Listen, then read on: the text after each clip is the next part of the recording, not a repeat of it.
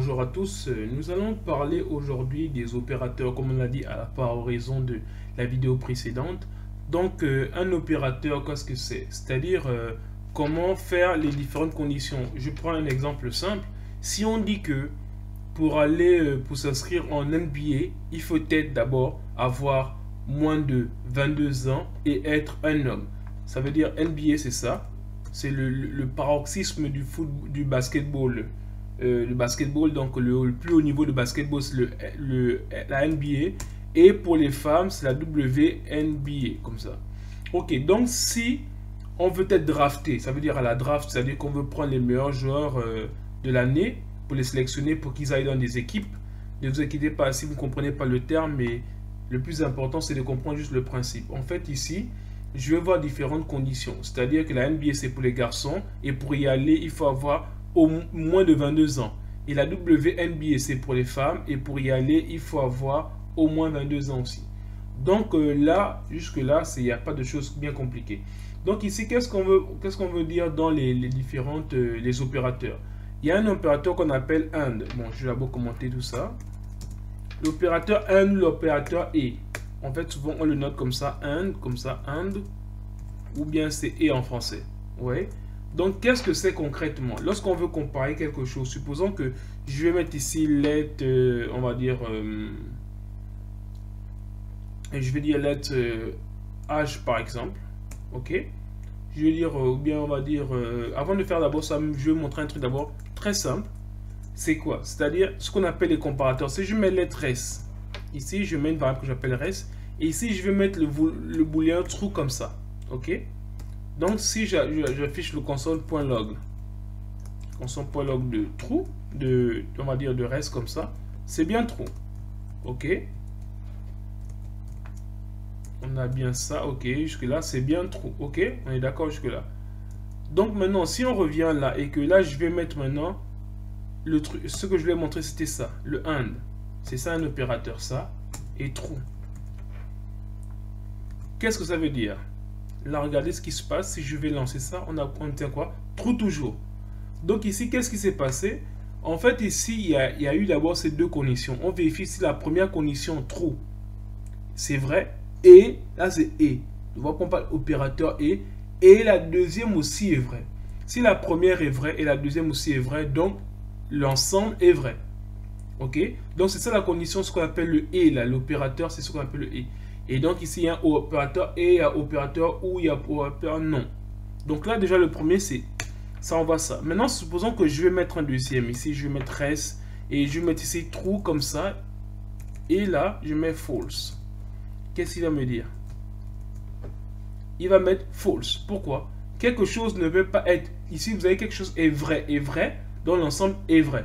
Si le premier est vrai et le deuxième est faux, l'ensemble est faux. Vous voyez? Donc ici, en fait, c'est que dans une phrase, si, comme on dit, lorsqu'on dit une phrase, si la première chose, c'est une vérité, le deuxième, c'est un mensonge, la somme de la phrase, c'est un mensonge. Si on dit...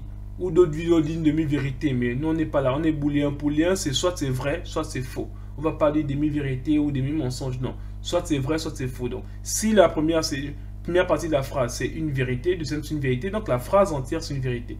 Si la première partie de la phrase c'est une vérité et que la deuxième partie de la phrase c'est un mensonge, quand on mélange le tout, ça fait un mensonge. Deuxième cas, si, on va dire, la première partie de la phrase c'est un mensonge et ensuite que la deuxième partie c'est, on va dire, une vérité, qu'est-ce qui va se passer? Vous voyez bien que l'ensemble encore est un mensonge, donc c'est faux. Et le dernier cas c'est que si le premier c'est un mensonge et que le deuxième c'est aussi un mensonge, vous pouvez comprendre tout de suite que ça, on ne peut pas tomber sur une vérité. Donc si c'est faux, le résultat aussi sera faux. Ça c'est ce qu'on appelle l'opérateur et. Ok, donc ça je peux vous le commenter ou bien je vais laisser comme ça, je vais laisser... Mais ne vous inquiétez pas, ce que j'ai fait ici, quand je mets res ici, le contenu qui est là sera effacé par le deuxième. Le troisième, le contenu qui est là sera effacé, va effacer le précédent. À chaque fois que je mets un nouveau res, il efface tout ce qui était fait avant. Ok, donc là maintenant je vais créer une deuxième variable ici, lettre que je vais appeler res2. Et là maintenant on va voir l'opérateur ou. L'opérateur ou c'est quoi? C'est que si on met ici true Comme ça, non, ou c'est ça, avec la barre verticale, comme ça. Si vous avez du mal à le faire, vous me dites. Donc, si on a trou et trou, qu'est-ce que ça donne ici? Si je mets ici, reste 2. On a quoi? On a trou. Par contre, maintenant, si je mets le deuxième, là, le deuxième, je mets ici, reste 2 comme ça. Et là, je vais mettre trou. Et puis, false. Qu'est-ce qui se passe? Si je regarde, il met aussi trou. Si je fais reste 2, je mets égal false et true, c'est ce qu'on appelle aussi le tableau de vérité. Qu'est-ce qui se passe? Il va me mettre true. Mais si je mets reste égal false ou false, qu'est-ce qu'il va me mettre? Bon, false. Il va me mettre false. Qu'est-ce qu'il a pris? Ah, pardon, j'ai mis reste tout court, pardon. C'est reste 2. Ok. Et là, il va bien mettre false. D'accord. Donc, qu'est-ce que le ou? Le et veut dire, il faudrait que les deux soient simultanément vrais. Si l'un est faux, le résultat est faux. Tandis que le ou, c'est un peu le contraire. Le ou, c'est quoi? Si l'un est vrai, c'est suffisant. Donc ici, il y a true et true. Il y a un seul trou, c'est déjà bon, c'est vrai. Ici, true et false, il y a déjà un trou, c'est bon. Il y a false et true, il y a déjà un trou, c'est bon. Il y a false et faux, il n'y a pas de trou, donc c'est faux. Donc voilà un peu la partie en ce qui concerne l'opérateur ou le or. Et donc on va dire soit c'est l'un, soit c'est l'autre. Vous voyez, on va voir ça avec des cas plus pratiques prochainement, mais déjà pour vous montrer un peu. Ensuite, il y a l'opérateur non, c'est un peu l'opérateur opposé. Je prends un exemple, si j'appelle ici, je mets ici let reste 3 comme ça. Et là, si je mets let reste 3 comme ça et que je mets ici false, vous voyez, et que là j'affiche là le 3. Ok. Maintenant ici, qu'est-ce qui se passe? Vous voyez bien ici, il met false. Ok. Maintenant, regardez si je mets ça. Je mets un point d'exclamation avant le false. Ok. Et que je sauvegarde. Qu'est-ce qu'on aura ici? On aura true. En fait, qu'est-ce qu'il fait le point d'exclamation? Il donne le contraire de ce qui est là. Donc si je remets l'autre comme ça, regardez, je vais mettre ici juste reste 3. Et là, qu'est-ce que je vais mettre ici? Je vais mettre point d'exclamation, mais avec true. Donc il doit renvoyer l'opposé. Ça va donner quoi? Ça va donner false. Ok, oui, false. Donc ça c'est l'opérateur non. En fait, en un mot non, c'est juste pour renvoyer l'opposé. Si on va dire, supposons qu'on va dire, si quelqu'un a 18 ans, lui l'opposé c'est si quelqu'un n'a pas 18 ans. Donc en fait c'est ça. Mais vous allez voir des exemples un peu plus tard qui vont nous permettre de pouvoir utiliser ce genre d'opérateur là. Ensuite, maintenant, au niveau des conditions, on peut ce qu'on appelle combiner des opérateurs. C'est-à-dire quoi? Ici, on a déjà vu, tout ça là. Là, maintenant, si je crée ici, par exemple, je vais essayer de créer let condition comme ça. Je vais créer une condition, bon, première condition. Voilà, que je vais nommer compte comme ça ici. Voilà, première condition. Et là, ici, qu'est-ce que je vais mettre ici? Je vais dire, par exemple, supposons qu'on prend 6 et plus petit que 11. Ok? Est-ce que c'est vrai? Donc, si je vais ici, là, ici, je mets ici compte, comme ça, voilà. Et que je regarde ça ici, il fait quoi? Il dit bien true. Ok, jusque-là, c'est bon.